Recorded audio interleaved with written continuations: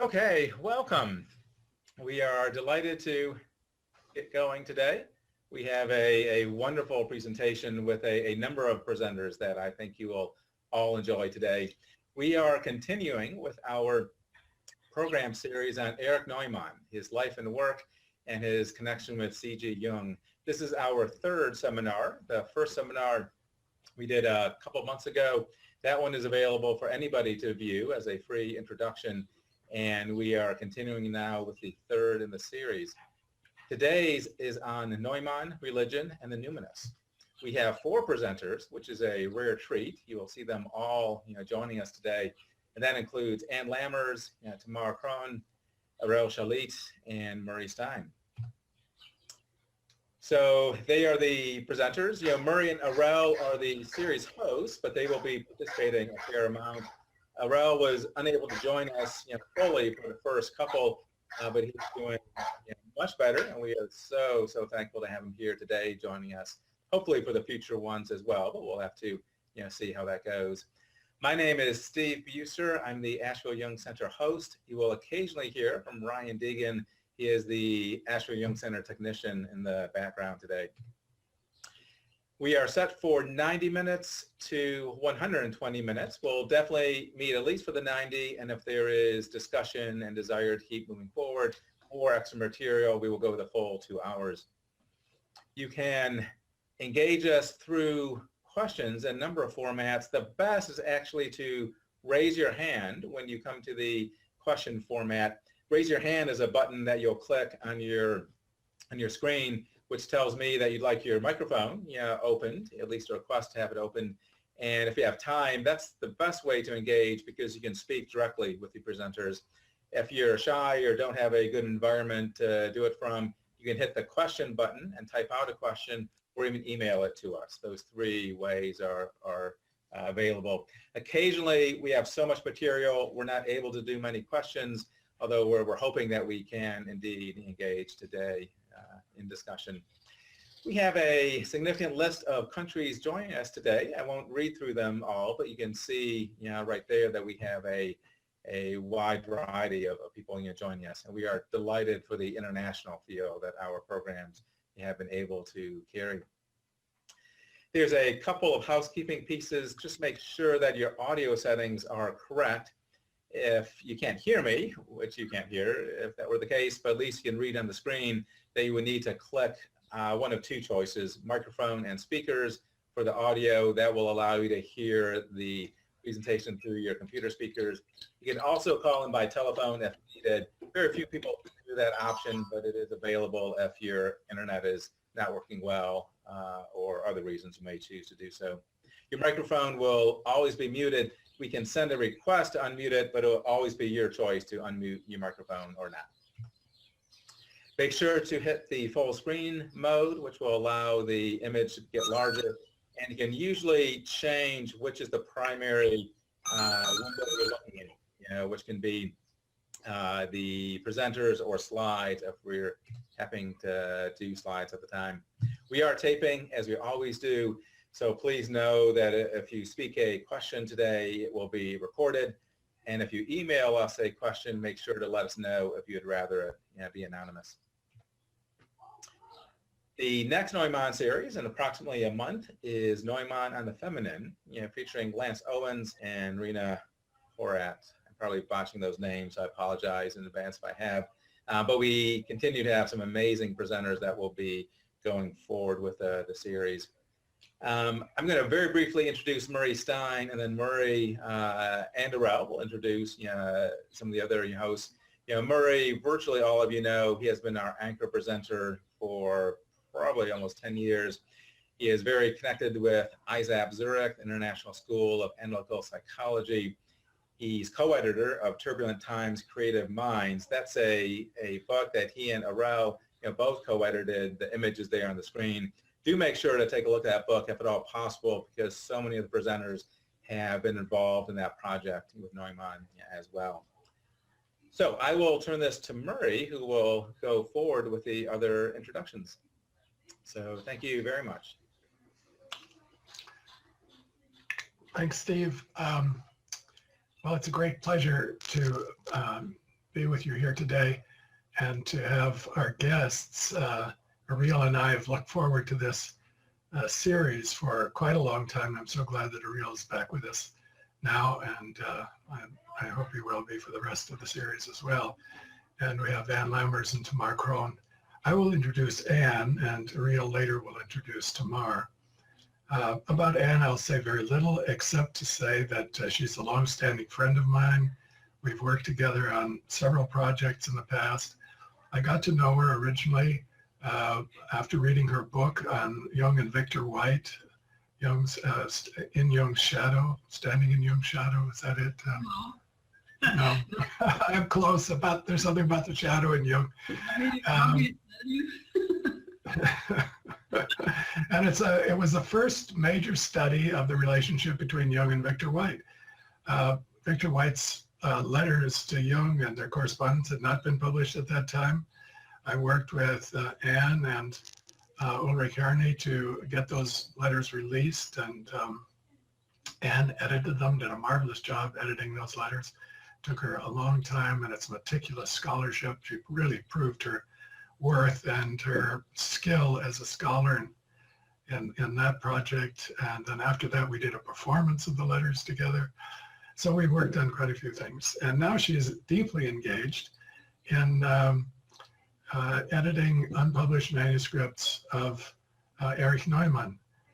So from the Christian to the Jewish tradition, and she's steeping herself in all of that Neumann lore, and we'll have a lot to tell us about that today. So without further ado, I turn it over to Ann and look forward to hearing what you have to say, Ann, please. Thank you for that introduction, Murray. Just for the record, the book that I wrote that you referred to is In God's Shadow. Okay, thank you. Jung and God mixed up. It's understandable. Thank you, Steve, and hello, Tamar. And thank you so much, Arel, for being here and for inspiring this series. I'm going to start with the book that I've been editing, Erich Neumann's early work on Judaism, The Roots of Jewish Consciousness, which he worked on for several years after he left Berlin. Even though he eventually laid that book aside, it was a book that he cared about very much. He kept it all his life in multiple copies, and I'll say more about his method of writing in a little while because it plays a part. With that, I also want to talk about the little book that he wrote more or less simultaneously, Depth Psychology and a New Ethic. He called New Ethic a chapter from a bigger conceptual framework in one of his letters to Jung. And I'm convinced by this time that the bigger framework to which the New Ethic belongs was Neumann's unpublished Jewish book. It was while he was analyzing and training with Jung in 1933-34 that the young Neumann conceived of writing a work in 3 parts about the origins, the psychological identity, and the modern experience of Jews. And once he had settled in Tel Aviv, he really began to research and write. Part 1 on Jewish antiquity and the problem of revelation was finished in 1940. Part 2 on the psychological meaning of Hasidism was written he started rough drafts in 1935 and finished it probably in the spring of 1945. I'll say more about that timing in a moment. Unfortunately, except for a lecture he wrote that pointed toward part 3, he never wrote that intended 3rd part about modern Jewish experience. There's a Neumann family story that at some point after the war, Gershom Scholem told Neumann that he shouldn't publish his Jewish work because it leaned too heavily on Buber. Now there's a backstory about Buber and Scholem. They didn't like each other very much. Scholem is probably a familiar name to most people listening. his enormous work, tremendous groundbreaking work, Major Trends in Jewish Mysticism, didn't come out in time for Neumann to really incorporate any of it into this book that he wrote. And the truth is, Neumann did lean very heavily on Buber. When Neumann explores the mystical tradition of Hasidism and the Kabbalah, he leans heavily on Buber's Hasidic tales and other writings. And over time, there's another aspect to this, which is that over time, Neumann himself seems to have recognized that his German acculturation gave him too little direct contact with the culture of his ancestors. These may have been reasons that he decided to lay the work aside after the war, but there were other reasons too. Part 1 on the depth psychology of the Jewish person and the problem of revelation makes frequent use of Jung's theory of the racial or ethnic collective unconscious, in this case, the Jewish collective unconscious. As the Hitler years wore on, though, Jung revised his theory, which he had held for a long time before Hitler's rise to power. He wrote to Neumann in 1938 that he now viewed the collective unconscious as a universal human phenomenon. Neumann had to agree, even though this revised theory partly undermined what he had written in his Part 1. By the fall of 1945, Neumann had concluded that his Part 1 on the depth psychology of the Jewish person and the problem of revelation, which went into Jewish antiquity and the biblical record. Part 1 was now, he said, out of date and only usable as source material. Neumann was a prolific writer, constantly revising, constantly writing, and I can just see him taking chunks of his unusable, his out-of-date work and plunking them in to new things that he was doing.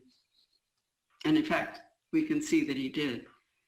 It's typical of Neumann, though, that he immediately wove the idea of a universal collective unconscious into his writing in Depth Psychology and a New Ethic, his first passage on the recollectivization process, which Murray referred to in the first webinar. That first passage reads, "We are only just beginning to understand that the identity of human nature at the deepest level has to do with the collective unconscious, the identity of human nature."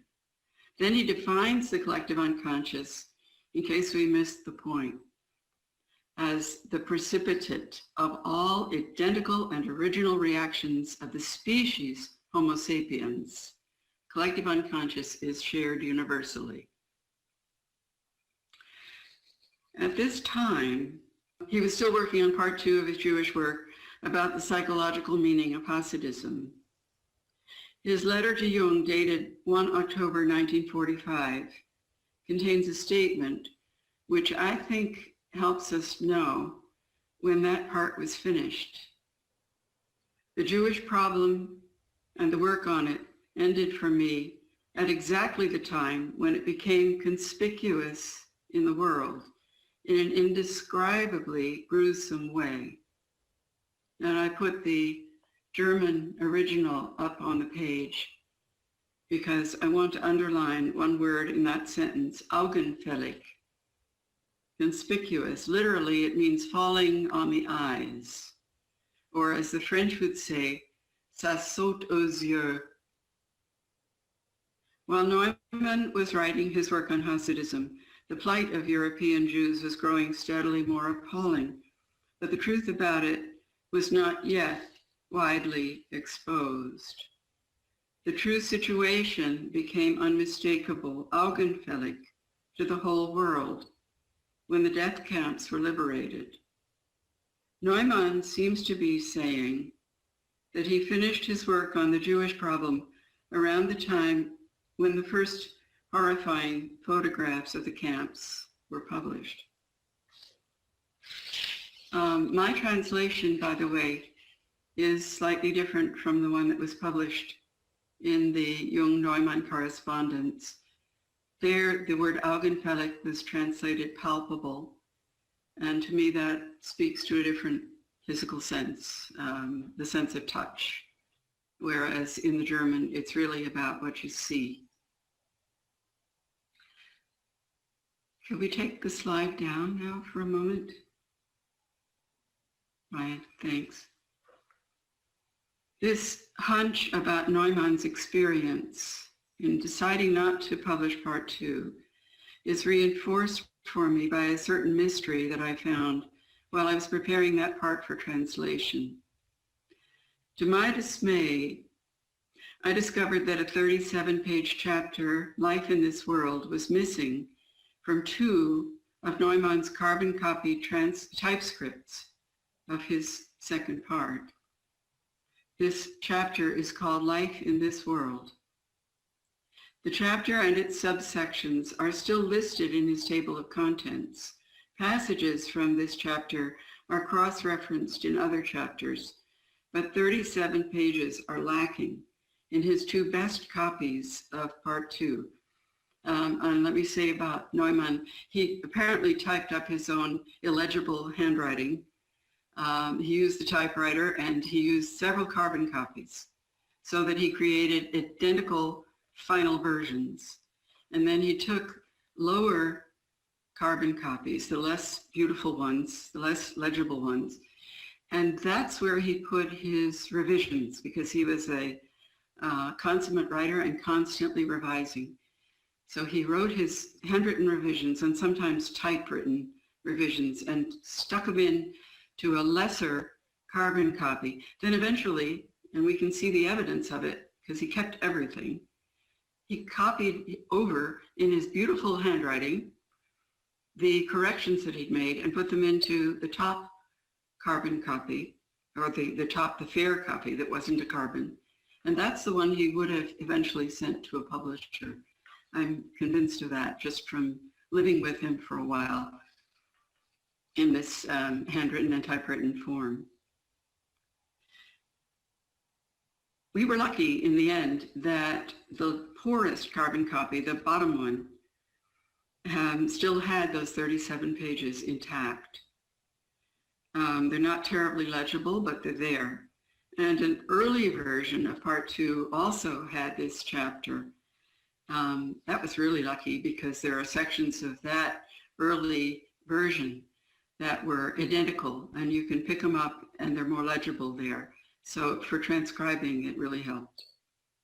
We wouldn't have been able to publish Neumann's work without that chapter, or it would have been published with a gaping hole in it. I've studied the chapter trying to figure out why Neumann didn't want it included, if he didn't. And I think the answer has to do with what we might call empathic attunement. There are times when, however true and important a thought is, it simply can't be heard by the other person, and one would be wrong to say it. This is a matter of timing, therapeutic timing. Let me share with you a few of Neumann's passages from that mystery chapter, which he called Life in This World, which explores Hasidic teachings about the paradoxical union of evil with good. While we read together, try to remember what must have been the impact of those newly published images of the death camps and the Holocaust. A section of this chapter is titled Evil as a Level of Good, and it contains this passage. So it is said not only that in every evil is a good, and at the lowest level is the holiest spark, and good is hidden in the dark. But in the end, it comes down to the statement of the Baal Shem.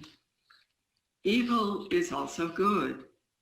It is only the lowest level of the completely good. And then this meditation follows, quoting one of Buber's books.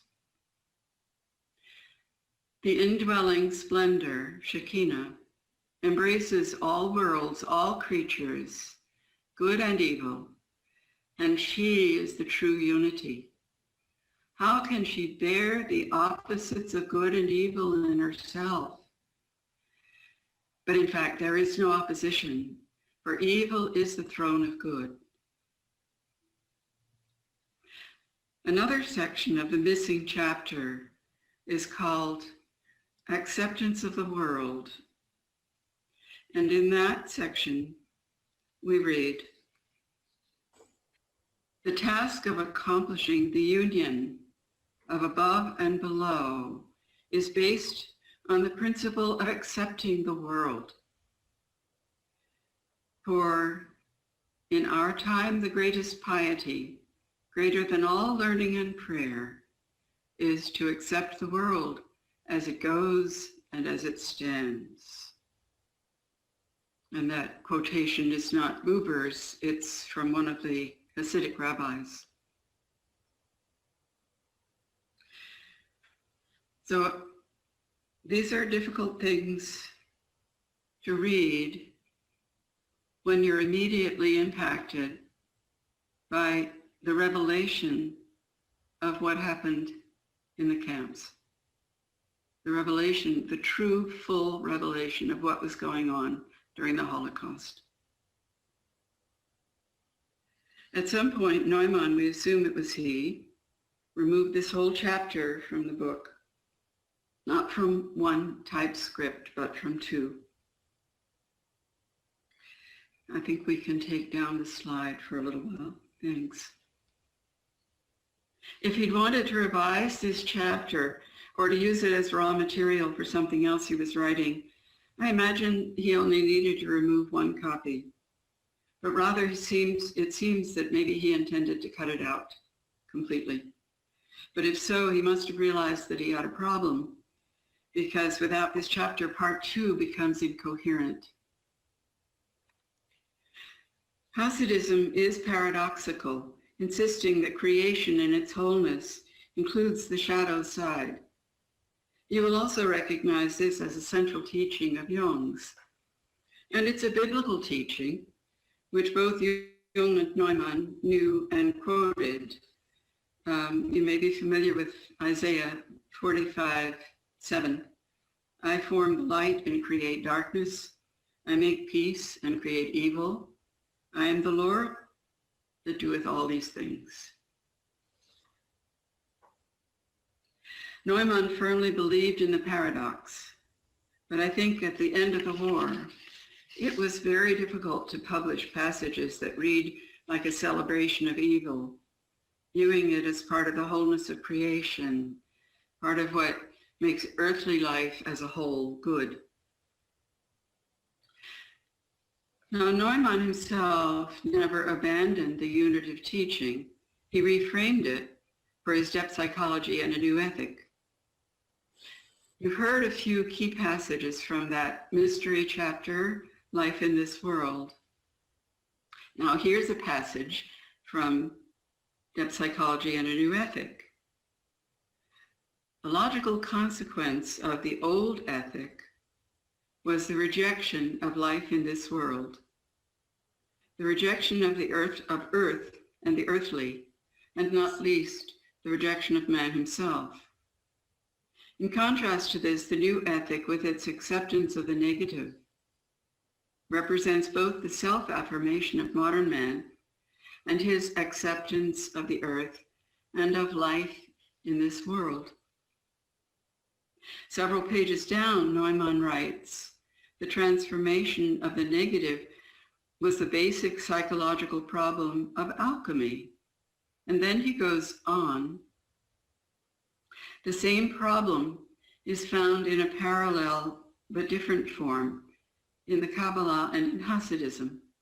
Such statements as the most holy sparks are to be found at the lowest level and goodness is hidden in the dark refer to this same process of transformation. We need to hear Neumann clearly here. He is saying that the paradoxical wholeness of the self, capital S, and the paradoxical wholeness of the human personality are mirrors of each other. Evil and good belong equally to the wholeness of each. Now, I'd like to turn to the dialogue that occurred between Jung and Neumann about this little book, Depth Psychology and a New Ethic. Their dialogue is found in the pages of the Jung-Neumann correspondence. Unfortunately, most of it is very difficult to track and understand unless you have access and can read the German first edition of Neumann's book, the Rascher 1949 edition, because that's what Jung is responding to. And if you look at the appendix at the back of the Jung-Neumann correspondence, there are page references and very exact ones, but all those page references are useless unless you've got the Rascher 1949 edition open in front of you. And then you can figure out what Jung is talking about. Jung took this little book of Neumann's very seriously when it came out. He devoted 2 solid weeks to reading and rereading the first edition, he said to Neumann. And he wrote a foreword for the expected English edition. Then he sent Neumann his preliminary remarks. His preliminary remarks, which were criticisms, very specific ones, came to 6 or 7 single-spaced typed pages. You'll find them printed as an appendix in the letters. In them, Jung asks Neumann to change 50 passages in his newly published work. And in an accompanying letter, he warns Neumann that if he wants to include Jung's foreword in the English edition when it comes out, he'd better incorporate these corrections as well, or else the foreword, he doesn't want him to use it. Well, Neumann did appropriate about 2/3 of Jung's suggested changes. Sometimes he did the bare minimum, adding a modifying word or phrase. Sometimes he cut out a word or sentence. Once he inserted several lines into the middle of a paragraph. Another time he added 2 whole paragraphs. But in some of the passages that Jung criticized, Neumann left his text completely unchanged. Those are the passages that illustrate a major difference between them. It's a matter of principle.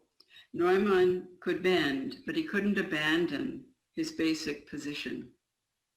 For example, Neumann had written, "It is the duty of each personality to live the evil which falls to its lot in a spirit of freely accepted responsibility." And Jung disagreed.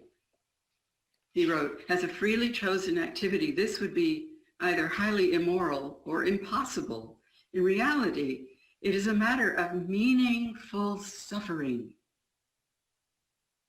Neumann made a minimal addition. He said, "It is the duty of each personality to live and suffer the evil which falls to its lot." But a few sentences down, we see him refusing to make the change that Jung had demanded. Neumann had written, "Evil done consciously by the ego and accepted as its own personal responsibility is encountered by the ego as its own problem and as a content to be incorporated into life." Jung flagged the word incorporated. Evil, he writes, cannot be consciously incorporated. It incorporates itself, he says, if not directly, then indirectly. The question is, how can one bear it? Neumann, however, left this passage exactly as it stood. One of Jung's suggestions was that Neumann should write in more detail about the shadow. and Neumann's appendix to Depth Psychology and a New Ethic, which he wrote in 1950, not only fulfilled Jung's request, but also gave Neumann scope to respond more fully to some of Jung's criticisms. I'm thinking of two passages in the Shadow Appendix. One of them says yes to Jung, and the other says no.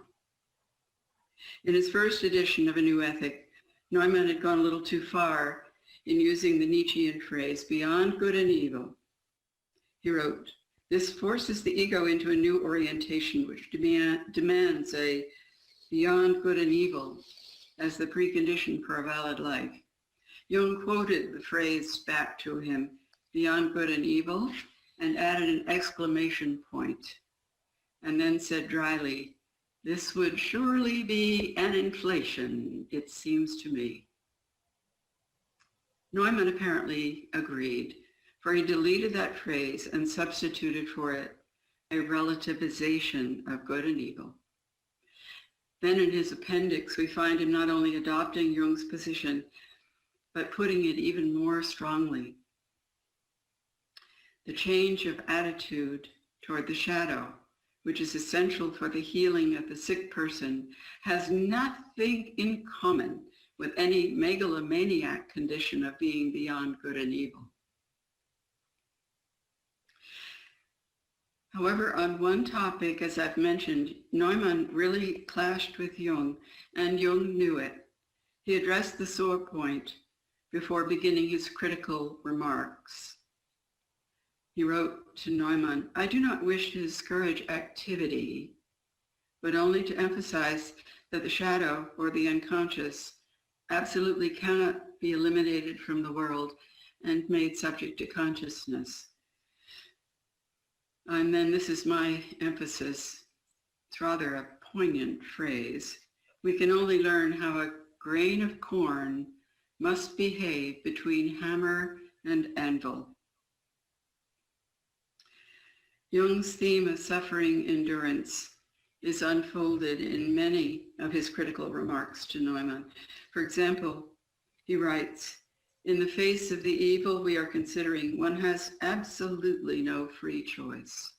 To our horror, it simply happens to us. One can only suffer it." In his letter back to Jung on the 9th of April, 1949, Neumann protested, "The ethical behavior of the personality cannot only experience itself as the grain of corn between hammer and anvil." And in his appendix on the shadow, he brings forth Jung's writings on alchemy to support his own position.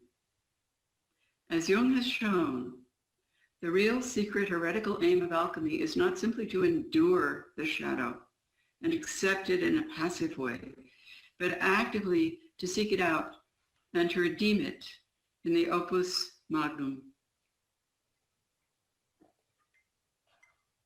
Then, nearing his conclusion in Reflections on the Shadow, Neumann writes, "But this growth towards wholeness necessarily involves a creative relationship between the dark instinctual side of human nature," he says man's nature, "and the light side represented by the conscious mind.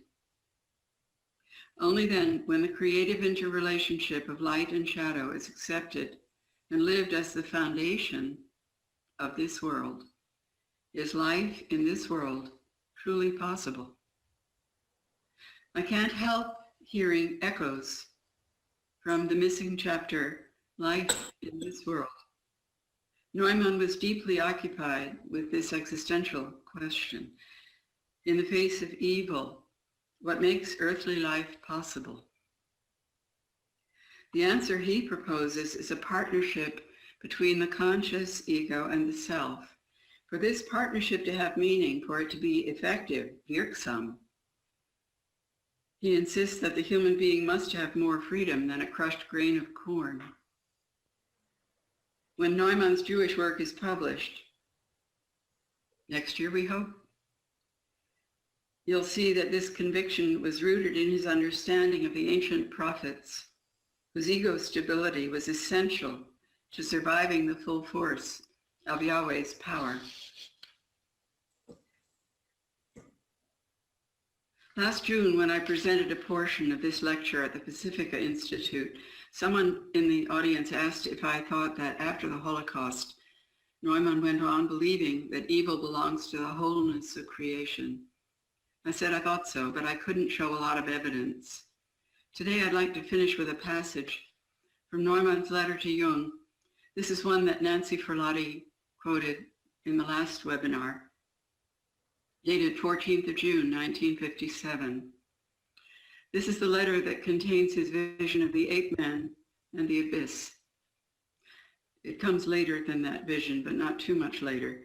Neumann's language isn't simple here, and I'm grateful to Mark Kibbutz for helping me with it. If the viewpoint of Job is valid, that God wants to enter consciousness, a viewpoint that is clearly subjective, then I have to live with the single eye of the Godhead and also experience the darkness of the abyss. But then evil is not sin, rather it is part of the world of experience. So a moral stance, a moral attitude, and human dignity no longer consist in not stirring up trouble, in hiding things, etc., but in enduring the responsibility for one's actions, certain that there is hidden behind all something that far surpasses me, that guides me, and in obedience to which the human being must be alert and ready, even to the point of perishing. This was written 8 years after Neumann disputed with Jung about the grain of corn. It shows to me that he never abandoned the unitive Hasidic vision, and he held firmly to his position on ego responsibility. The last line, though, suggests that over time, Neumann came nearer to accepting Jung's view of moral suffering. Thank you. Oh, thank you so much, Anne. What a deep and intricate study of Neumann's text that you have undertaken and shared with us. I appreciate so much all of these details. I've read that book by Neumann on the New Ethic several times, many times now, studied passages of it. And I think you're connecting it to that earlier work of his is so enlightening and so helpful.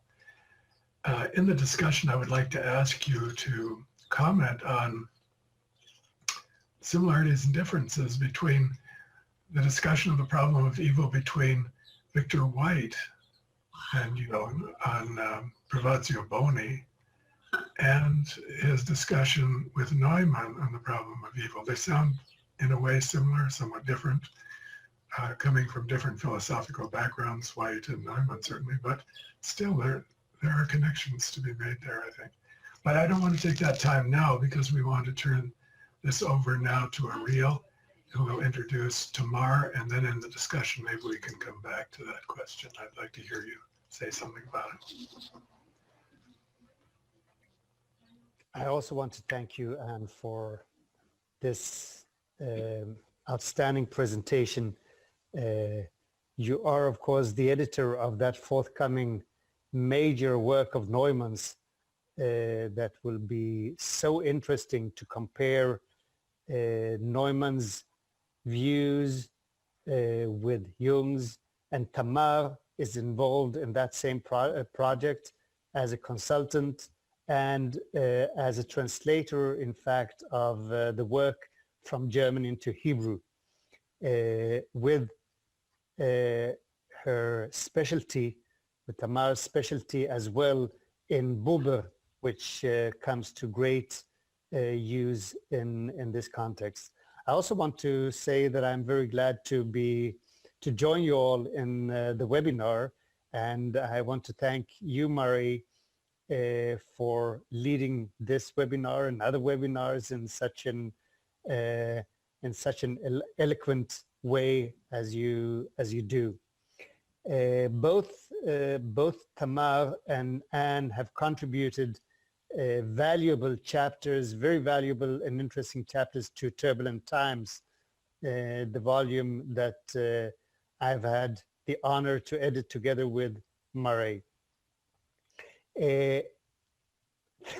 Thanks, Anne. Before presenting and turning the word over to Tamar, I would like to say just a few words in this context, because toward the end of their correspondence in 1959, Jung and Neumann have a brief but very interesting exchange of thoughts. Neumann raises, as he says, an issue with Jung's thesis of becoming conscious of God. And Neumann writes, could it not be the case that your thesis should be compensated for? Neumann refers to the text that later would be published as a chapter in Memories, Dreams, Reflections on Life After Death, where Jung writes that God is synonymous with the unconscious, and God has, as he says, to be born and enter into human reality.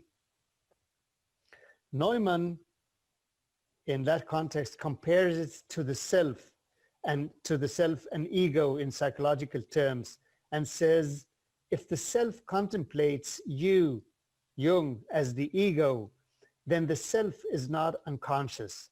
And he claims that the human task of consciousness and integration would be sacred if we do assume that God is conscious. Sometimes it's clear that Jung speaks of the personified God image, while Neumann speaks about a transcendent consciousness. But that's not always so clear, and I don't think that's always the case. Jung responds to Neumann that without the reflective consciousness of man, the world is of gigantic meaninglessness. And Jung concludes, after all these considerations, I've come to the conclusion that being made in the same image does not only apply to man, to the human, but also to the creator. He is similar to or the same as man. That is, Jung says, among other things, God is as unconscious as man is, or even more unconscious than man, since according to the myth of the Incarnatio, he even feels compelled to become a man and to offer himself as a sacrifice to man. While they speak out of individually formulated thoughts and conceptualizations, Neumann does place the difference in their approach in a cultural context by saying that his approach is Jewish and thus more of an Eastern background, which does not quite overlap, says Neumann, with Jung's Christian and more Occidental approach. I think this is a manifestation of the fruitfulness of the creative dialogue between Jung and Neumann, and the importance of bringing Neumann's writings on the roots of Jewish consciousness to light in order to be compared as well with Jung's more well-known writings on the subject. And here Anne is doing a tremendous job as the editor, and Tamar is doing an extremely valuable contribution with her knowledge, both of Neumann and of Buber, and of course of the Hebrew and the Hebrew texts that Neumann refers to. So let me introduce you to Tamar Krohn, who is a professor emerita of the Hebrew University, and now heads the clinical psychology graduate program at the Academic College of Tel Aviv Jaffa.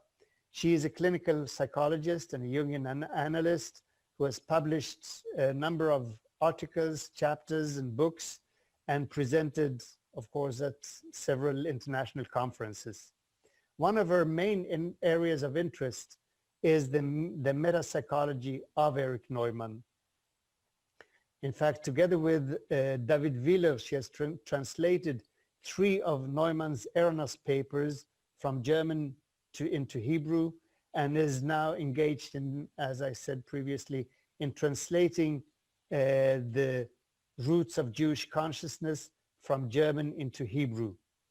And in her presentation, she will now focus on part 2 of that forthcoming book on the psychological relevance of Hasidism. So please, Tamar, the forum is yours. Thank you, Ariel. And hello, Anne, hello, Mary. I'm greatly honored to be here with you. And I will start with a citation from Neumann's essay, Mystic Men. The whole world is numinous. Every place, everything, every situation, and every living creature, for they are all potential bearers of sparks, as the Hasidim said, capable of kindling and illumining the human personality. The world and its content are numinous, but this is true only because man is by nature a homo mysticus. End quote. My late analyst and teacher, Ella Amitzur, whom you know well, to whom I dedicate this presentation, opened for me the rich and original work of Erich Neumann. From Ella, I first learned about mystical men in a presentation she gave when I was a candidate. The idea that the world can become transparent, that if I'm open to its multidimensionality, I will be able to grasp its multiple meaning, was a revelation. In it, I found the language that expressed my experiences. I read it many times and wrote a review about it when it appeared in Hebrew in the year 2007. I encountered mystical men again while working together with my colleague David Wieler on a translation from German to Hebrew of Neumann's unpublished manuscript, Hasidism and its Psychological Meaning for Jewish Consciousness. It was like looking into a deep well and discovering the source of Neumann's intuitions, his creative and inspiring ideas, and his profound religiosity. Neumann was not religious observant in the conventional institutional sense, but his religiosity is all present in his writings, especially in his Erasmus papers and in-depth psychology and the new ethics. Homo mysticus is Neumann himself, open to the divine in the everyday. In one of the Hasidic stories Neumann cites in his unpublished Hasidism, the rabbi asks, "Do you know where God dwells?" and answers, "Where he is let in." On his deathbed, Neumann said to Julia, his wife, "But Julia, death is not the end." Ella, my analyst, who was an analysant of Julia's, recounted these words of Neumann's, which she heard from Julia herself. Neumann's deep faith, which for him was knowledge itself, is what led him to write Mystical Men. Mystical Men and Neumann's book, The Origins of Consciousness, were written almost in the same years, and there is a connection between both of them. In Origins, we find the following paragraph, which refers, I believe, also to the Hasidim manuscript. And I cite, "Just how powerful these archetypal images of the psychic are can be seen from the Kabbalah more clearly than from any other cultural phenomenon." End quote. And Neumann then cites from the Lurianic Kabbalah. But man is not the only end purpose of creation, nor is his dominion limited to this world alone. but on him depends the perfection of the higher world and of God himself. And as we shall see, the anthropocentricity of the Kabbalah and the belief in the mutual relationship between God and the human being as depicted by Hasidism is the main focus of Neumann's Hasidism manuscript and is at the basis of Neumann's mystical man. As Anne related before, Neumann did not try to publish the manuscript, but it is wrong to surmise that when he put away the manuscript in his drawer and stopped teaching his seminars on Judaism, Neumann also put away his reflections on the connection between analytical psychology and Hasidism. The same ideas and even entire passages from that manuscript appear to further developed and expanded in the Eranos essays, which he began writing in 1948, as well as in Depth Psychology and the New Ethic. Moreover, his insights into Hasidism complement and connect with his meta-psychology. So let us now consider the main ideas of the essay Mystical Man and trace their earlier manifestations in the manuscript Hasidism. Neumann presented Mystical Man in 1948 Eranos Conference. The question he poses at the beginning of the essay is, to what degree is the mystical a universal human phenomenon, and to what degree is man homo mysticus? And his answer is that, quote, the mystical is a fundamental category of human experience. He then connects human creativity with the mystical, as he writes, quote, man's very center is an unknown creative force which lives within him and molds him in ever new forms and transformations. It is this mystery which accompanies him throughout his life, follows him even unto death and beyond, so the circle closes and man ends as he began, a homo mysticus. The encounter with the Numinous constitutes, according to Neumann, the other side of the development of consciousness, and is by nature mystical. Quote, the development of the ego and of consciousness is dependent on the creative, that is, on the spontaneity of the non-ego, which manifests itself in the creative process and is by nature numinous. End quote. Evolution and the development of personality, ego, and consciousness are Neumann's primary interest. His central thesis is summed up in the next citation, quote, the development of the human personality, as well as the formation and development of consciousness, are rooted in processes which are mystical in our sense of the word, and which play between the ego as vehicle of the personal and the numinous transpersonal. The ego renounces conscious reality, in which the world is experienced as contradiction, and an encounter occurs between ego and non-ego, in which the contradictions of world, ego, and self are suspended. This encounter, wherever it may occur, we designate as mystical, end quote. But it is the personality that encounters the transpersonal as is changed or transformed. Thus, everything depends on the stage reached by the personality and on the phase of mysticism. There is a mysticism of childhood, a mysticism of maturity, and a mysticism of old age and death. This again raises the question of where the personality is in its development. In what he defines as mystical anthropology, Neumann describes three phases of the development of the ego and consciousness and correlates them with three mystical encounters between the ego and non-ego. The three phases of mysticism are, first, the early or source mysticism of childhood, when the personality is still receptive to the transpersonal world. The mysticism of origin is the main interest at this phase, and the encounter is with the totality, with the self. Gradually, the ego and consciousness free themselves from their containment in the unconscious and achieve independence. Neumann emphasizes that it is not that the ego falls away from the self as if falling from Eden, but that the divine self releases the human ego. And he cites the comment of the Baal Shem Tov, founder of Hasidism, on the end sentence of the story of Noah and the flood. And the end sentence is, Noah walked with God. And the Baal Shem Tov says, and so, when the Father departed from him, Noah knew, it is in order that I may learn to walk.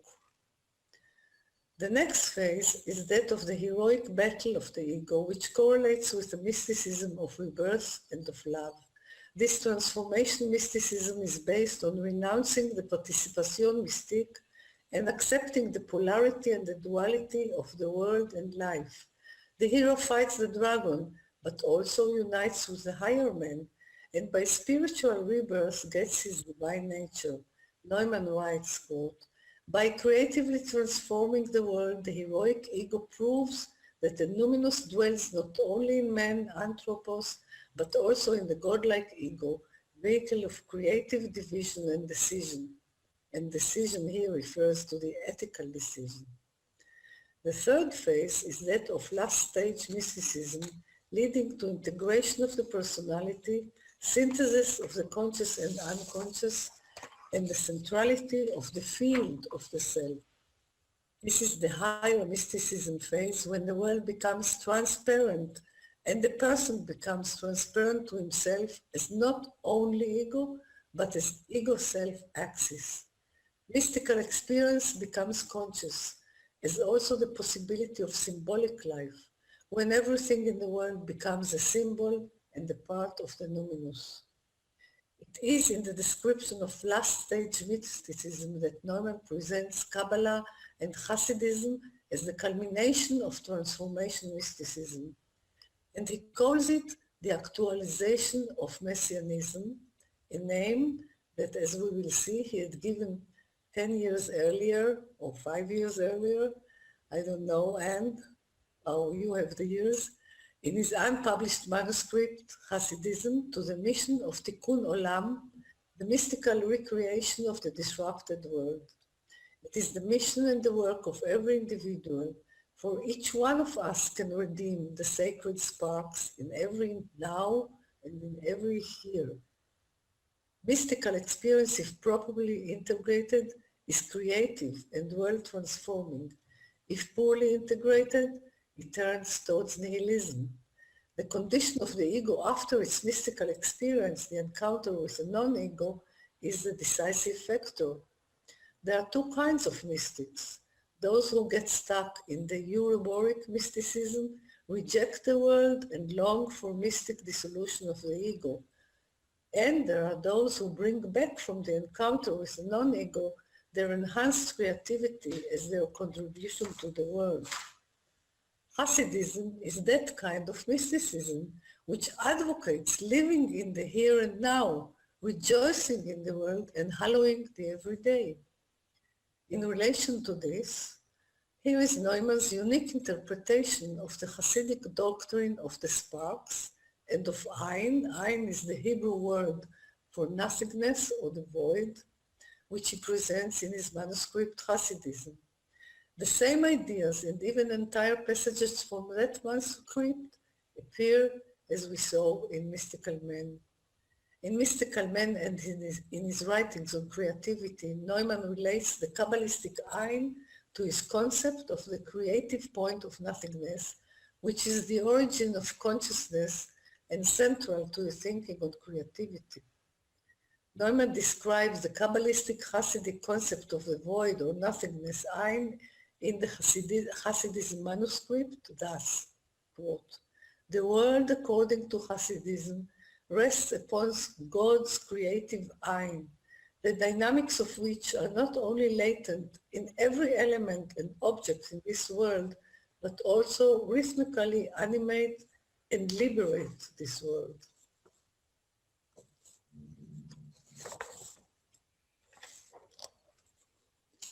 Here is how Neumann elucidates the psychic component of Ein in his manuscript Hasidism.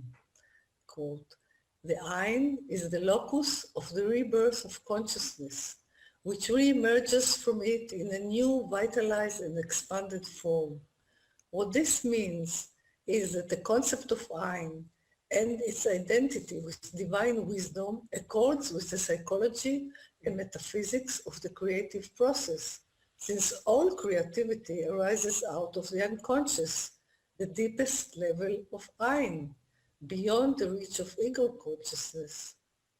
Years later, Neumann wrote in his essay Mystical Man, quote, "Not only is the source of the creative nothingness, which is the point of departure for the autonomous, spontaneous and unconscious activity of the creative vital psyche, situated within the psychological domain of the anthropos, it is its very center."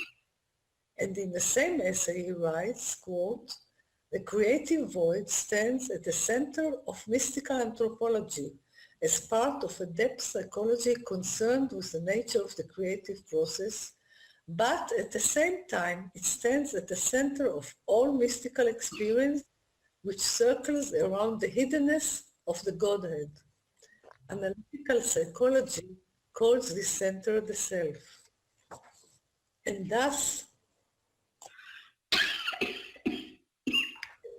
enters into the very midst of the paradoxical truth that God and man are one image, and here he refers to what is written in the Bible, B'Tselem, meaning man was born in the image of God. These are merely examples. There are many other sections in Neumann's writings that refer to the concept of the creative point of nothingness. As we have seen, Neumann understands the creative point of nothingness as the origin of consciousness. So let us now consider the stages of developing consciousness in the process of individuation as Neumann presents them in the Kabbalistic Hasidic language in his manuscript. Mineral to plant, plant to animal, animal to human. The redemption of sparks lost in meaninglessness occurs when they are returned through relationship and connected to human consciousness. While contained in mere random existence, they are bound in spiritual psychic wholeness and ascend to their roots, their original state. According to the doctrine of the sparks fell down to the material world from the spiritual divine world, and in the process of their liberation and redemption, they ascend to their source and unite with their roots. Consciousness redeems the unconscious spiritual kernel of an inanimate object or creature, the latent embryo present in the shell, into meaningfulness and leads it from the potential to the actual. At the lowest rung, that of the inanimate, the mineral, the spiritual creative principle is latent. The spark of the inanimate can be redeemed when a mineral object is used by a human being and redeemed through its relationship with a psyche. The hewn stone has a different nature from the stone that lies somewhere on the hill. It is connected to man's consciousness, shaped and redeemed from the anonymity of existence. Likewise, Neumann refers to the act of naming here as one that redeems the inanimate object from its existential anonymity. The spiritual act of naming, which redeems the inanimate, is not a magical one that endows the object with magical powers, but an act that connects the inanimate with consciousness and sublime spirituality. Thus, when Jacob awakens from his big dream of the ladder and the angels ascending and descending on it, he sets the stone he has put under his head for a pillar and calls this place Bet El, which means house of God. Next comes the rung of vegetation. Here the organism has a vitality of its own, yet is still directionless in terms of consciousness.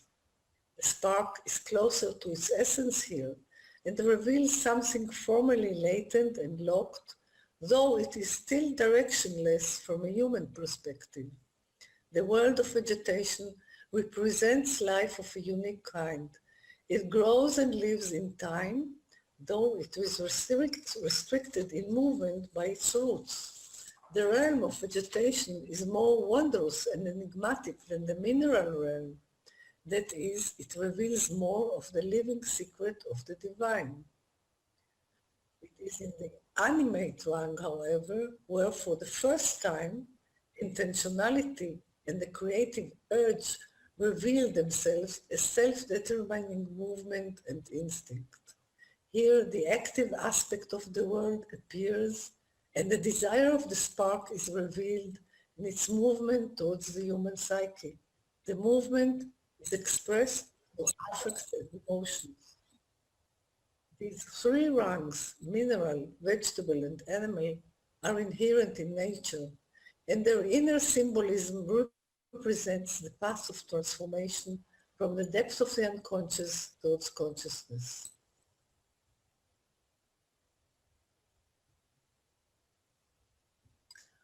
Above the animal rank is the rank of the speaking creature, the rank of man, or meaning, where the sparks express themselves and their unique connection to the redeeming psyche is clarified.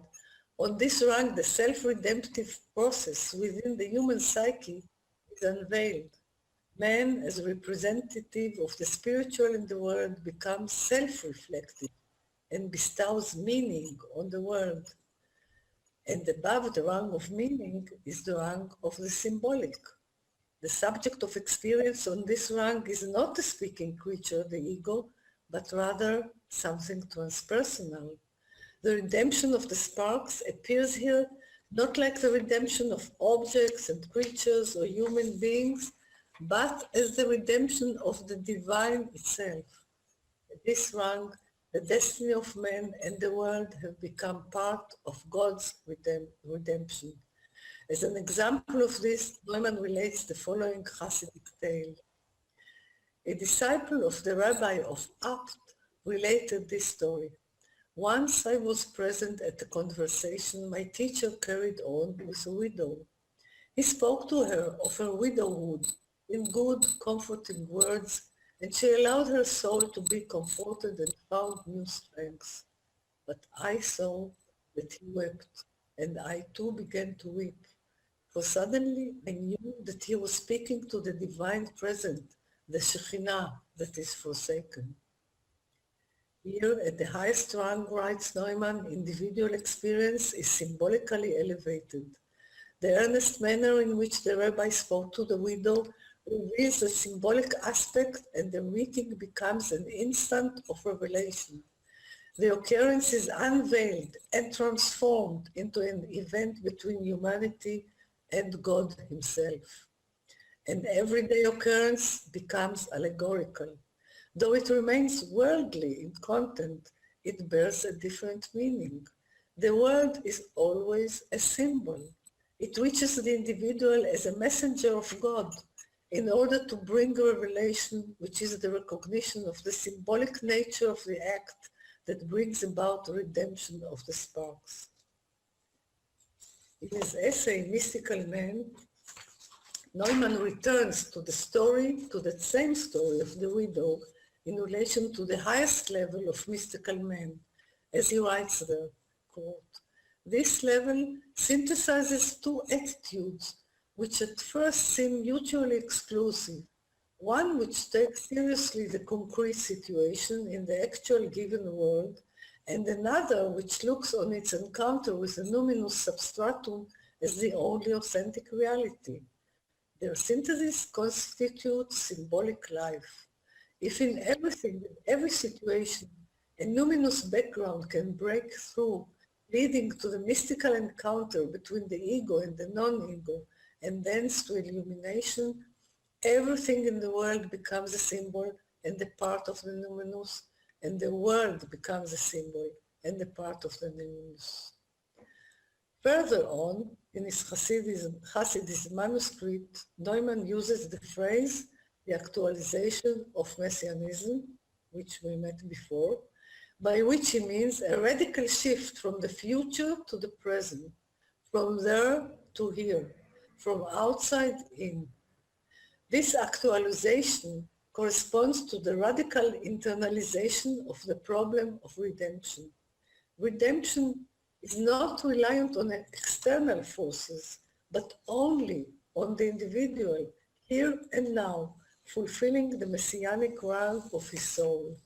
What is implied here is the enormous weight on the individual and his psychic work and its actualization in the world. Man's redemptive role in relation to the world is internal.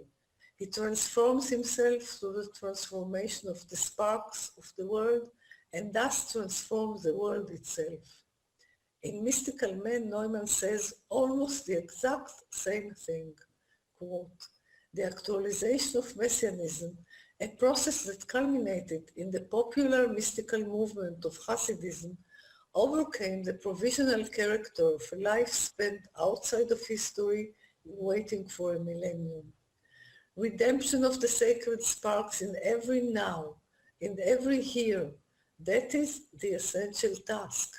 And this task confronts not only the world with its general need of redemption, but every individual, for each individual soul has its own particular sparks that demand to be redeemed.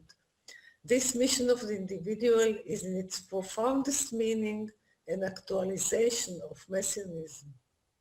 The central principle in these statements is that there is no longer any distinction between the personal self, responsible for the process of one's individuation, and the greater self that guides the whole world. What this means is significantly that the symbols of the self are not projections from the inner world to the outside, and not the reflection of the outside in the inner world, but rather a union of outer and inner. For Neumann, the question whether or not God is a projection of the self is in the inner world of the inner world to the outer world is extraneous. God is found both inside and outside and is revealed in the central version. Neumann's manuscript in Hasidism is a hidden treasure from which I have shared only a few gems. It has been a rare experience for me to discover the Hasidic sources of Neumann's thought and to trace their development over the 20 years that separate the manuscript from the Eranos essays. To paraphrase the allegory of the holy man, the tzaddik, as a plant that draws sustenance from the soil and spreads through the world, one might say that Neumann drew his strength from the soil of Hasidism and flourished through the world of analytical psychology. Thank you. Thank you, Tamar. Thank you so much for presenting and sharing with us some of the gems of this manuscript. Later on in the discussion, I would like you to maybe say something more about the Scholem-Neumann-Buber axis, including Scholem's claim that Neumann relied too heavily on Buber, possibly beyond borrowing stories, Hasidic stories from Buber's Tales of the Hasidim. And I would like to just add on this note that the story of Scholem's claim vis-a-vis Neumann, actually Neumann told this to Gusti Dreyfus in 1959. That's where the story originates, that Scholem, that Neumann decided not to publish the manuscript because of Scholem's claim that he relied overly or too heavily on Buber and maybe did not know the Hasidic and the Jewish sources directly. And in fact, Gusti Dreyfus died yesterday. Oh, gosh, really? Yeah. I don't I think he was somewhat towards 95, but he died yesterday and is buried today, in fact. Oh, well, thanks for sharing that.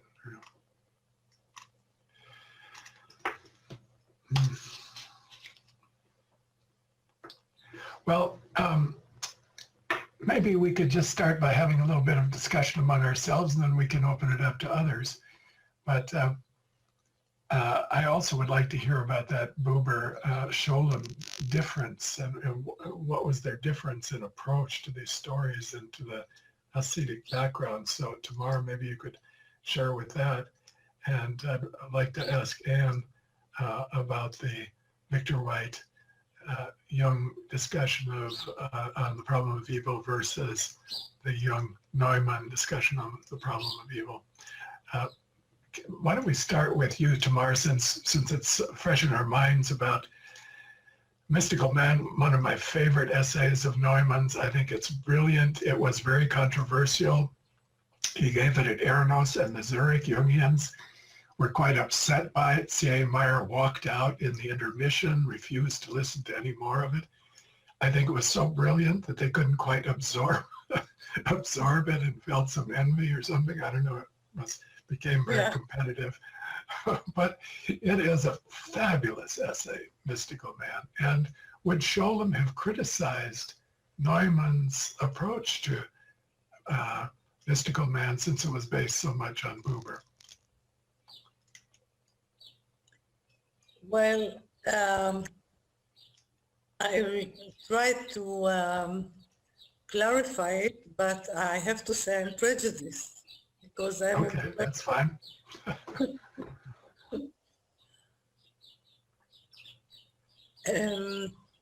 Scholem criticized Buber because he and others claim that Buber presented the Hasidic stories according to his own very personal perception, and that he also wanted to impart a message through these stories, his own message, his own understanding of Hasidism, which was some call it romantic and idealized. Now, Scholem research on Kabbalah is, from a scientific point of view, one might say, very intellectual, from outside to the inside. I mean, I can't say anything against it, of course, but I have to tell you, you know about it, but maybe the listener, or not all the listener know about it, that there is another star in the Kabbalah skies, who is Moshe Idel,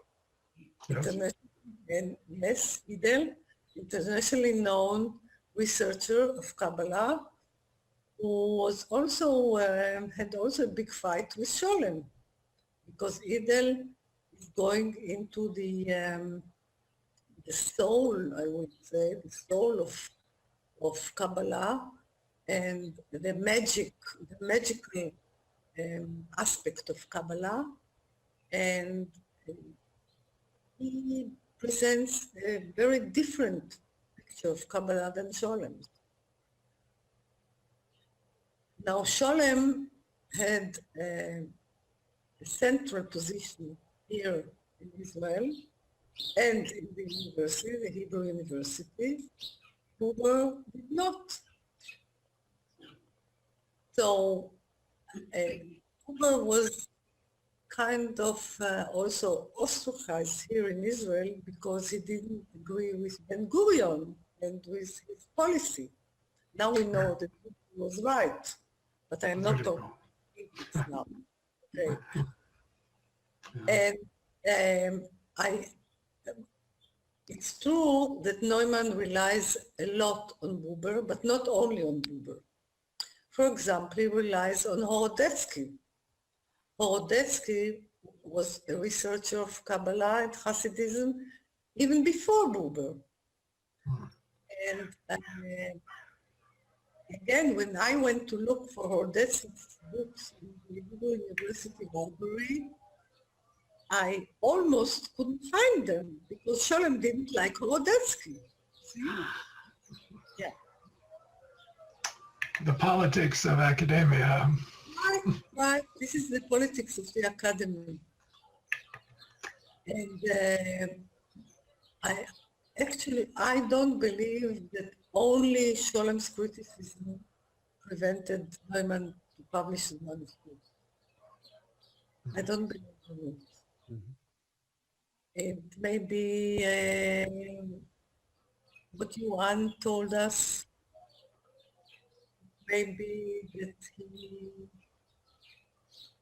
well, I can agree with the idea that he was, let's say, shy about his not knowing Hebrew, but we know that his friends helped him in translation,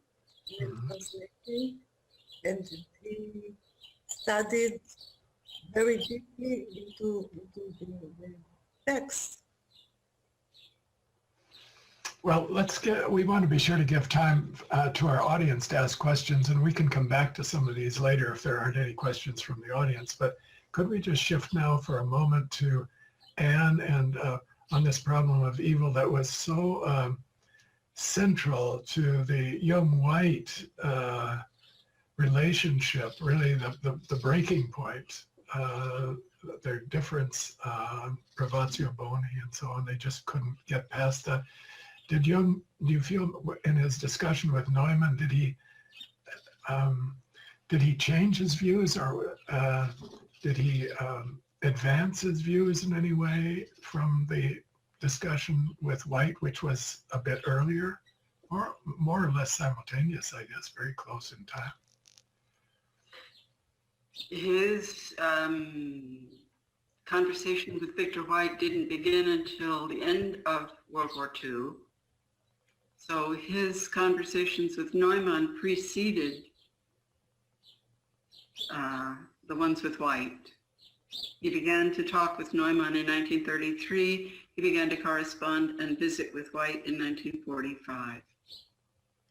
Now, in a nutshell, Jung and Neumann have no problem discussing evil. They both perceive it as essentially part of the whole, part of the whole creation. It's there from the beginning. God put it there. It's for Neumann as well as for Jung. That verse from Isaiah is a touchstone. Jung refers to it, and it's there in the Hasidic tradition, it's there in the Jewish tradition. Not a problem for them. So Jung is more Jewish, you would say. There's another problem for them. White is. Yeah, there's another problem for Jung and Neumann, which has to do with the role of consciousness and the ego. Yeah. As I said in the paper, but I won't go back to it. Whereas with Victor White, the problem of evil is an enormous one, because for White, in his Catholic dogmatic orthodoxy, evil is a subtraction, a distortion, a scandal. It's what destroys the goodness of creation, and it can't really be explained. It's not God's doing. It's a perversity in the universe. And God suffers in the crucifixion. God undergoes the full measure of what evil can do to the human creature. Innocently undergoes it. But that's a whole, I mean, I have to put on almost a different brain to talk about Right. But the thing is, the interesting thing is that Jung is talking to them both at the same time about the same thing between 1945 when he met White and Neumann's publishing his first book on the new ethic. And then Jung is reading it in 1949 deeply, spends 2 weeks on it. That's just about the same time he's arguing with White about privatio boni. So he's running these two conversations at the same time, Well, and coming out in quite a different place with the each. turning point, or the place where I would focus if I were going to really talk about this, is Jung's 1948 essay on the self. Yeah. Which he never got to Eranos. He was not well, or he couldn't deliver it himself. But that Über das Selbst that he wrote in 1948, which became 2 chapters in Ion, and then out of Ion spilled over into Answer to Job.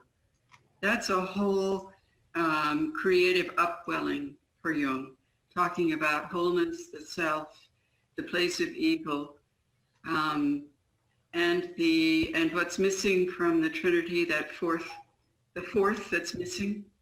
Here are the 3, but where is the 4th? What's missing from the Trinity is all of what is left out: evil, the material, and the feminine. And that's his argument. That's his bitter argument with Victor White, which their trust in each other was never the same after Victor White read what Jung had written in Über das Selbst and didn't get it. Absolutely didn't get it. So it was easier with, they were closer. My feeling is that Answer to Job is a kind of Jungian, Jung turning to Jewish theology more than Christian. I mean, that he can embrace the Yahwistic vision, the God image, better than he can the Christian, which splits too much good and evil. And he wants to join them, yeah. Well, I would like to offer the audience also a reel if you want to get into this. I'm sorry to be dominating it so much, but maybe there are some questions from the audience. Steve, if you want to. Yeah, I thought I might jump in, with that. Just to remind folks, click that raise your hand button if you would like to give a audio question. Usually that works. We're able to offer the microphone to be opened up if you click accept. There are 2 hands raised, Nancy Ferlati, which we'll do her first, and Laura Dotson. If either a mistake, unclick your hand and put it down. Otherwise, I'll be sending a request to open up your microphone shortly. We got a question or 2 that's coming by email as well. But let's try the audio first. Nancy, I'm going to click your button. Nancy, are you able to open your microphone and hear us? I believe so. Can you hear me? We sure can. Welcome, Nancy. So good to hear your voice. I love your participation in this. Nice to see you, and nice to see all of you, Murray, Arel, Ann, and Tamar. This was very, very rich. I have a question for you, Ann. Something that I've been pondering for quite a while, and I just don't know the answer, but I thought perhaps you would have some insight. My sense in reading what Jung writes later on in the letters with Neumann appears to be somewhat different than what he writes earlier on the concept of evil. Is it possible that his view of evil has changed over time? He seems to become so much more pessimistic towards the very end, almost as if evil becomes something that happens and you don't know why, when, and you really can't do anything about it. Whereas earlier it seemed that there was more potential for human consciousness to have an effect on it. And I don't know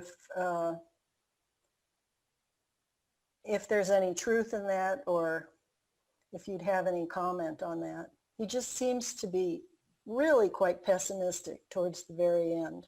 And of course, he's approaching the end of his life at that point. I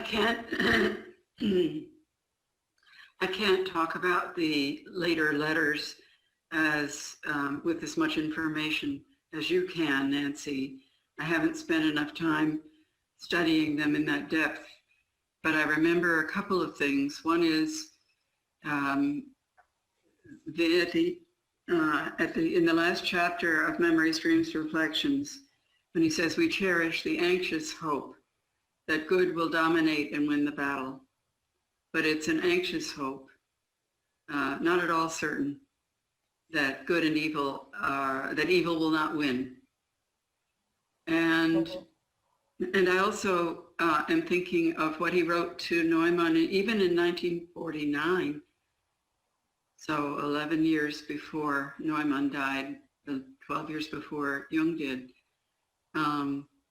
that we have to learn to behave like a grain of corn between the hammer and the anvil. That gives very little hope of active participation, fighting back, winning a battle. That's passive suffering in the face of evil. And that's already in 1949.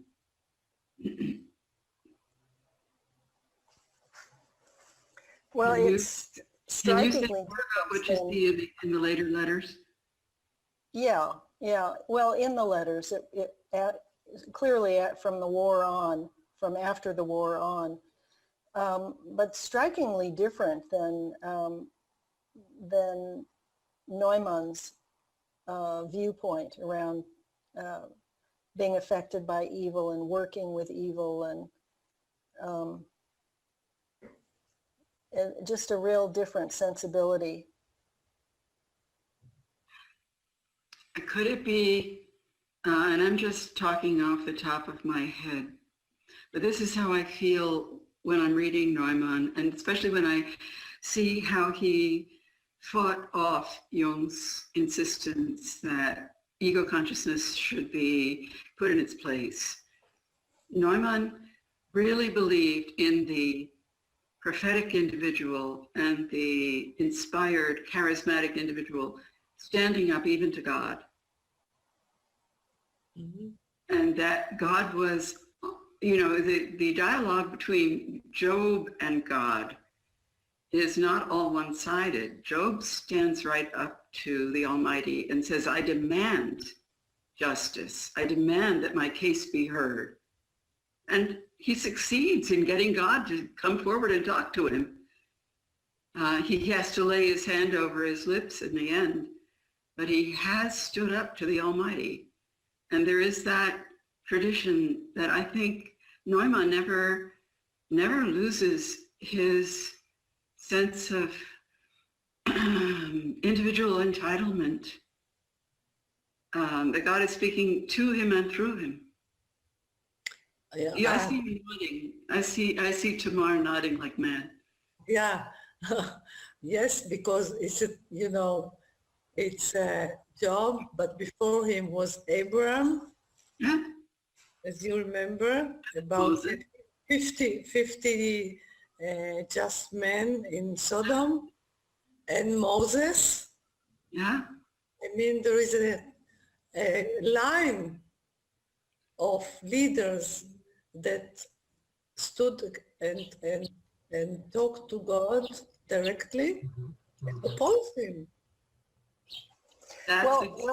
Well, Jung clearly understood that in Job. I mean, writing Answer to Job, but somewhere it seems as if that understanding fell away. That he feels more hopeless than having an ability to actually stand up and face God. I think his take on the world at that time, the late 50s, was quite pessimistic. He didn't, it was the sort of the height of the Cold War, and I think he was very, very anxious about atomic nuclear war. breaking out between Russia and the United States, Soviet Union and the United States. And he said, you know, we hang on a tissue, a thread, and that's the psyche, and it can go this way or that. You look at the leaders of these countries, look at the leaders today. I mean, it is cause for anxiety for sure. These people have their finger on trigger. They can trigger a nuclear holocaust in a flash. And so I think Jung was very disturbed by that situation among mankind, that we have so much power for destruction now. Are we going to be able to withhold our hand from using it? Do we have the capacity to restrain ourselves? This is sort of Freud looking at Moses in Rome and saying the great thing about Moses was that he didn't unleash his anger. He could hold his anger back. And do we have that capacity? That's an ego capacity. And Neumann, I think, does emphasize the ego more than Jung did. Maybe he had a stronger one than Jung did. Jung's ego is, I think, quite fragile many times, and sort of between conscious and unconscious. Neumann, I think, had probably a stronger ego position, maybe a better mother, like that. Yeah. I don't know about enough about Neumann's mother, but Neumann, I believe, emphasizes the personal or the ego's responsibility for evil more than Jung does, who may place it actually more in the self. And when Jung says that man or the humanity has taken on godlike capacities, and I don't remember his formulation, but the disasters that that may lead to, I guess that his pessimism emanates from that development where human consciousness and human activity can wrestle out of God's hands powers that may not be in the moral realm of the person, versus Neumann, who emphasizes the responsibility of the ego for the evil that's carried out in the world. Right. Okay, let me keep going with some questions. The one other question that was raised has gone down. So I'm assuming, yeah, that might have been an error. Anybody else who wants to raise your hand, click that button, and we'll do so. Nancy, I'll go ahead and mute your mic, but just let me know if you want that unmuted again. There are a few questions. One that came in from Paul Pines, says, does Neumann ever address the failure of the original vessel in the Lurianic Kabbalah to hold creation? How do we talk about this symbolically in terms of the origin, good and evil, the flaw in the original design or intentions? Is that a mouthful? Want me to read that again, or did y'all hear that sufficiently? I'm hoping Tamara's question. Can you read it again, please? Of course. Let me get my glasses back on. Does Neumann ever address the failure of the original vessel in the Lurianic Kabbalah to hold the creation? How do we talk about this symbolically in terms of the origin, good and evil, the flaw in the original design or intention? Question mark. Well, as far as I know, Neumann didn't write about it. Okay. שבירת הכלים, it's called in Hebrew. Mm-hmm. Okay. You know, when relating to the doctrine of sparks, of course, the doctrine says that the sparks fell down from the break of the vessels. The light of God was coming down, not as God intended. Mm-hmm. And the sparks, that's why the sparks are distributed in the world and are covered with klipa. How do you say klipa? Shell, the shell. It's the shell, yes, and it's our task to redeem them. But not that the sparks are evil. That's not the idea. If that was the question, if I understood the question. Can I add just a word on that? I certainly don't know, but the breaking of the vessels as something inevitable for the manifestation of the divine in the realm of the human. And in a late letter from Neumann to Jung, Neumann does write about the reflection of the divine, of God, in the multitude of fragmented images. Maybe you, Tamar or Anne, remember the original German for this, where Neumann uses in German the word Filialisierung. And Tamar, I think that you can say a few more words about that particular choice, since it reappears in some additional texts, and not only in that particular letter, where in fact there is a need for the shattering, for the breaking, for the shattering of the into shards. The mirror needs to be shattered, and the reflection become individualized in the realm of the human. And Tamar, I think that you have referred in a private correspondence between us about the word Filialisierung that appears also in the place of creation. Can you say the word again? Filialisierung. With a Filialisierung, he says that the ego is the filiale of the self. Oh, filia with an F. Yeah. Okay. It's very difficult to translate, because it was translated sometimes as branching. The self is as if branching the ego into the world, or the ego is an outgrowth of the self, but it's never really correct. I mean, Filialisierung means that the self is as if sending out of it the ego, and sometimes Neumann refers to it as the son of the king. The ego is the son of the king. And when the ego forgets that he is the son of the king, then it's the only ego, and that's when evil can reign.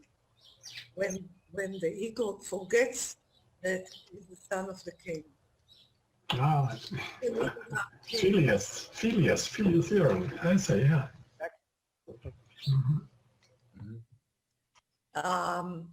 Well, the breaking of the vessels is described by Liliana Kabbalah as a cosmic event. And the cosmic event occurred because the light was too much. I mean, too much for the world. That's why the vessels break. So, this is a cosmic event which was fatal to the world, right? So now we have to do the tikkun. We have to redeem the sparks in order to put the world again into the post-planned order that we follow. Because if God couldn't protect the world from the breaking of the vessel. I'll send a follow-up to that, and then I might read another question if we have time. So in this analogy, this is from the same question there just a moment ago. So in this analogy, would the ego be the vessel that cannot contain the interior wholeness? and must shatter like the original vessel. So that's the problem with the ego is not that it's a shattered. The problem with the ego is that it inflated and forgets the self, Father, or God. That's the problem. So, You know, in the story about Amor and Psyche, Neumann, of course, wrote a fantastic, a wonderful interpretation of it. Aphrodite sends Psyche to bring water from the river of life, because as a goddess, she's convinced that the human psyche will not be able to do it, because you have to take it all as a goddess. But Psyche can bring water in a small vessel. right. The ego needs ego boundaries. Ego boundaries are limited. We can just take this much as we are able to hold in our bare hands or within the boundaries of our ego. So there is a certain wholeness, yet it's very limited. And by definition, I believe that the ego is limited, even if the self may be reflected in the ego, it is always within the boundaries of reality, of ego, the ratio of our somewhat rational, sometimes mind and psyche.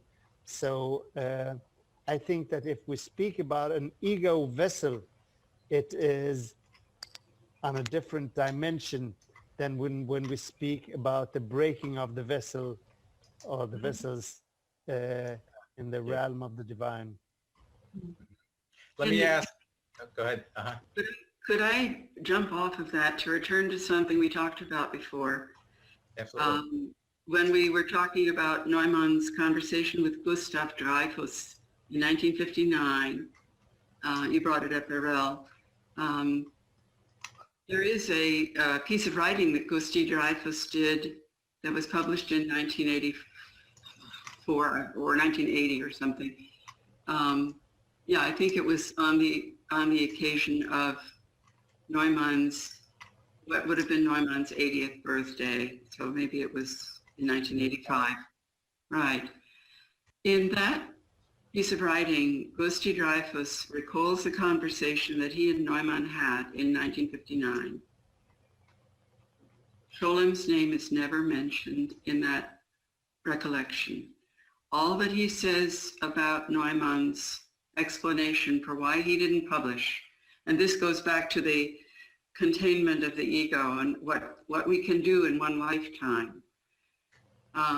Neumann told Gustav Dreyfus then that he couldn't, in the remaining time in his life, he couldn't dig deep enough into the culture of his own ancestors, that he was limited by his German acculturation. He never actually mentioned Buber, and he never actually mentioned Scholem. But he said that his own German education had limited him. And he didn't have the time to do the study to get close to the original sources the way we now think that Scholem probably told him he ought to. But he never mentioned Scholem in his conversation with Dreyfus. He just was humble about the limits of his life and what he could accomplish. He came to Tel Aviv already educated in a High German context. And that was also the context that Buber wrote in. You read the Buber Hasidic tales in German, and it's like reading the Brothers Grimm. It's high literature. Those Hasidic stories, They don't sound the way they probably did when the Polish original conversation went on.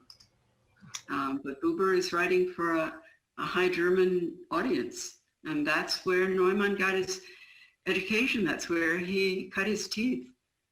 So he recognized his own ego limit. That sounds more fit for Neumann because he was humble. Mhm. He was humble. Let me try one last question before we need to wind down soon. But thank you so much for the marvelous answer so far. This one says, it seems like Neumann might be saying that sometimes our individuating process calls us to do evil. This feels hard to accept. Any thoughts on this? That can be for anybody. It's hard to accept. It is what he says. It is, yeah. It's what I read. Do you read that, Murray? Yes, I do, yeah. A call to do evil. seems But to so- do it consciously, and that's where Jung said, I don't think you can do that. I mean, you quoted Jung's letter, Yeah. but that's where Jung and Neumann are quite different. I think that has to do with faith, that even though you do what in the moment seems like evil, you are acting on behalf of God. And I think that was a statement of Neumann's faith, and Jung didn't have that kind of faith. Right. Is Neumann recalling the story of the binding of Isaac? I don't know. What do you think, Laurel? Well, I think that when Neumann says that, that does not serve as a justification for doing evil. No. I think that's important to be aware of that. I don't know if Neumann refers to the binding of Isaac.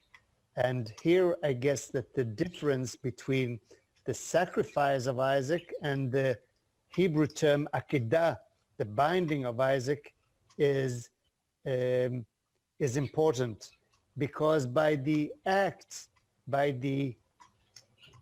evil act of the binding of Isaac, there is a socio-cultural development taking place of huge dimensions, which in fact triggers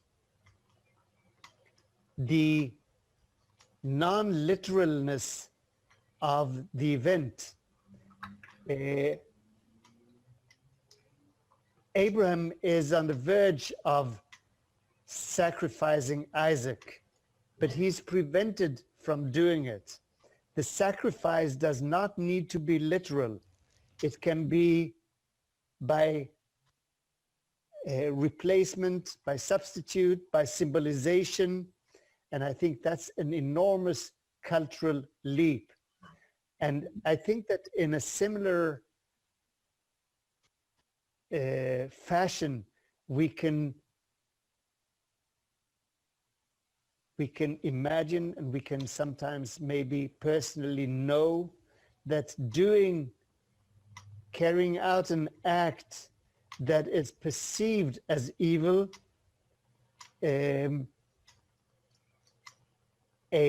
transition, a development in one's personal life, in one's process of individuation, or sometimes in a cultural or broader context,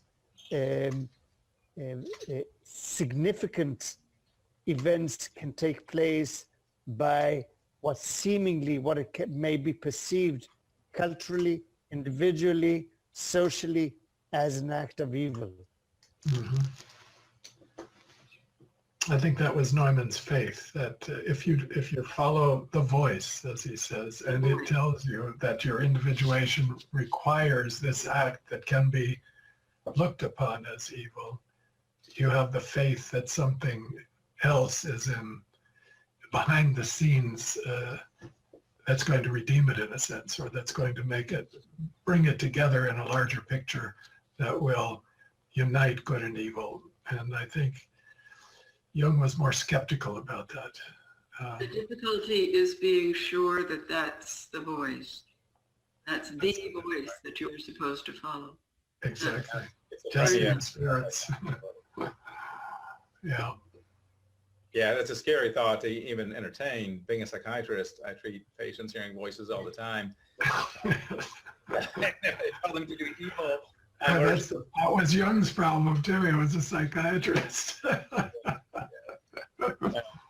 Yeah, I hear the potential wisdom in that. But boy, that I struggled when I heard that as well. Of how do you know? It goes back to that question: Are you sure that's the voice of God, or the individuating? I guess it also depends on what type of evil. Is it murder? Is it just some sort of? Yeah. Well, like Dietrich Bonhoeffer, the theologian, Christian theologian, very pious man, was involved in the plot to murder Hitler. Right. Murder is an evil, but he somehow felt it was necessary to attempt. They weren't successful, and he paid with his life. But that was an act contemplated and undertaken with full knowledge and responsibility. Mhm. I think he felt that it was a deeper wrong to try to maintain innocence, given what was happening. Yeah. That if he tried to maintain his personal innocence when he had another choice, that was a deeper kind of wrong. So Yeah, there are that- different kinds of evil. Yeah. Yeah. The quiet, collusive evil is worse than the act of this kind. Yeah. Well, on that happy note, to close Yeah. out, boy, I want to thank each and every one of you. I forgot to announce, I think, the locations that we were broadcasting from, which is, I think, quite impressive. Two of us from the United States, Anne and myself.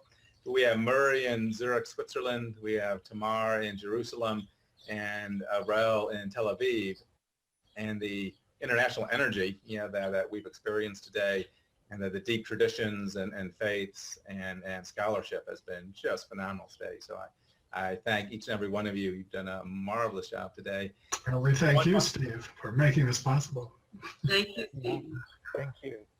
Thank So in you 1 all. month, we'll gather back. I forget the exact date, but it'll be on the emails that you receive. We'll be looking at Neumann and the feminine. It'll be I'm sure, a wonderful seminar as well.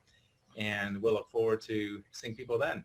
So thank you again. And with that, we'll sign off today. Bye. Bye-bye. Bye-bye. Bye-bye. Nice seeing you all. Nice seeing you too, Murray. You're all looking great. Bye-bye. Indeed.